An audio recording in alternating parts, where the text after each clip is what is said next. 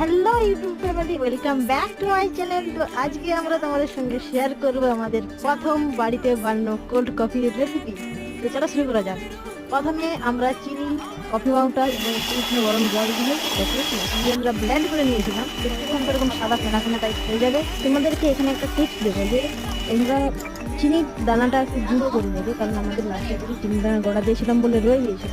Cadbury dairy milk হচ্ছে কি আমরা গরম করে গলিয়ে গ্লাসে ভালোভাবে সাজিয়ে আমরা ফ্রিজের মধ্যে রেখে দেবো কিছুক্ষণের জন্য। এখানে একজন ক্যাডবেরির পেপার চাটছে। এরপরে আমরা ফ্রিজের মধ্যে আগে থেকে রাখা দুধ সেটা বের করে নেবো এবং গ্লাসগুলোকে নিয়ে নেব। আমাদের গ্লাস জমে গিয়েছিল, অনেক কষ্টে ছাড়ানো হয়েছে। তো যাই হোক, এরপর দুধ দেবো, দেন তার উপর কফির যে ব্লেন্ড করে রাখা হয়েছিল মিক্সচারটা সেটা দিয়ে দেবো, দিয়ে একটু একটা চামচ দিয়ে নাড়িয়ে নেবে। দেন তারপর তোমাদের ইচ্ছে মতন এটাকে সাজিয়ে নেবে। হয়ে যাবে তোমাদের কোল্ড কফি বাড়িতে।